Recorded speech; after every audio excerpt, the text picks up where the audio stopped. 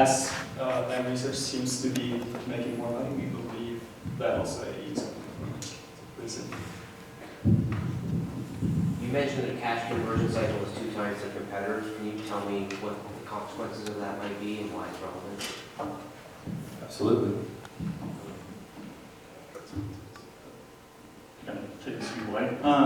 We believe it really is almost a short-term effect of just absorbing the artisan acquisition digesting, if you will.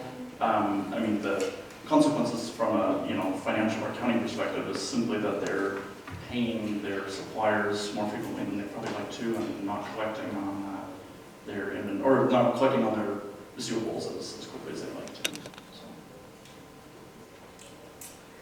I think you talked about acquisitions as a major plus in terms of going forward, their growth and that. Do they really have the capacity for that, given all the debt that they've taken on and all the work in absorbing this major acquisition there? I'm sorry, could you please repeat the question? Do they have the capacity for acquisitions to grow, given all the debt and the work that they've taken on with the most recent acquisition? I do think that they have the potential to grow. They have large amounts of cash reserves and they have a very low net debt structure. Considering that they just took on long-term debt to finance this acquisition, and previously they used cash, I do think that, especially focusing on management's objectives of cash deployment, that in the future acquisitions can remain profitable. But and I suppose just to follow up on that, we're not suggesting necessarily that EE go out and buy the next big company they can right away. Obviously, as that cash conversion cycle shows us, it's going to take them some time to digest Artisan. The point we were trying to make is just that AE has been very good in the past at making good acquisitions.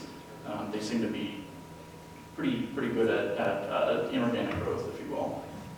If I can add another note to that, just judging from their own investing material, it seems like they have their priorities right this one. First priority is to pay down the debt, then comes acquisitions, as far as I can do at least.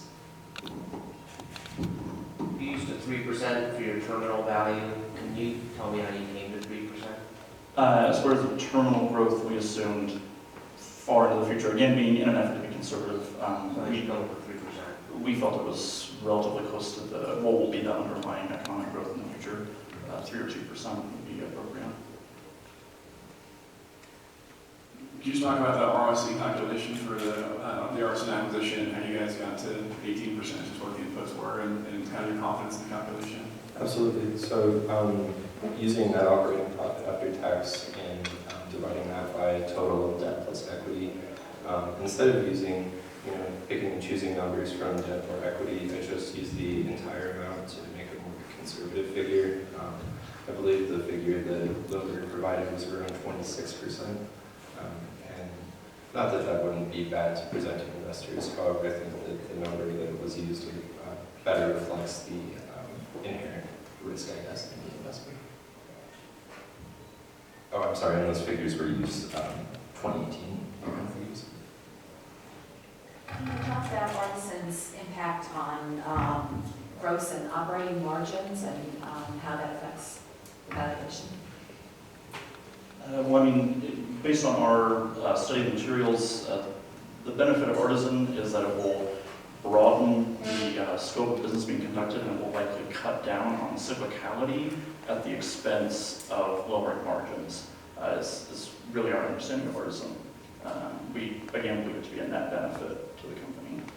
Right, and additionally, I think that the strategic acquisition of Artisan was partially to consolidate or maybe integrate into their supply chain as far as the cost synergies go.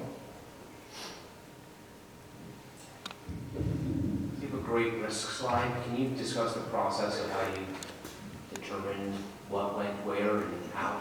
Yeah, no problem. So we basically, just from what we came together during our research and our investigations into the company, we came up with this list just from their materials and the literature provided. And there we just came up with something as a team. We did a team analysis in order to see, like, again, on the x-axis we have probability, so we kind of went through and said, okay, what's most likely to happen, what's least likely to happen.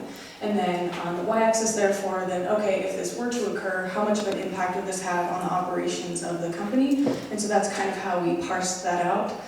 Again, like I mentioned at the end, the COVID-19, the recent happenings in China with that outbreak, we've kind of placed it there on high probability because it's occurring, and the impact we're just not quite sure yet. And then, as I mentioned, with the M1 and S2 are the most risky to the business, and so that's why they're on the high probability and high impact. And then again, the natural event risks and foreign exchange risks, we kept more closely to the origin, just because we're not sure that they have much impact on the company, and therefore our analysis in comparison to other firms in the industry.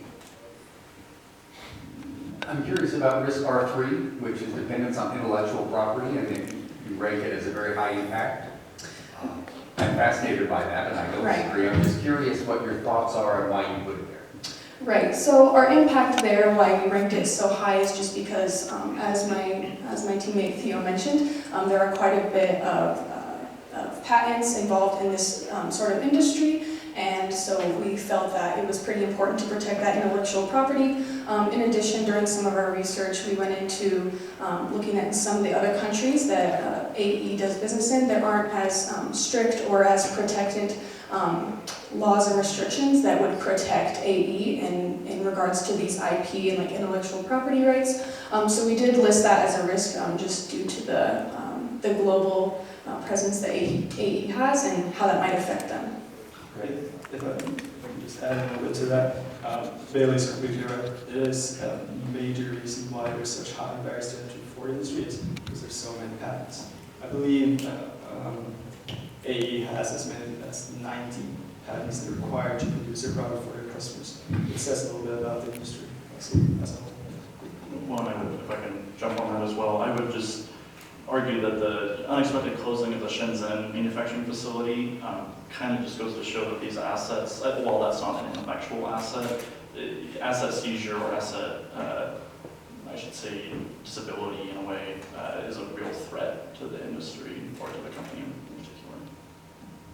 You have a hold on it, on the stock, but yet you seem to group generally positive about the company. Can you reconcile the differences there?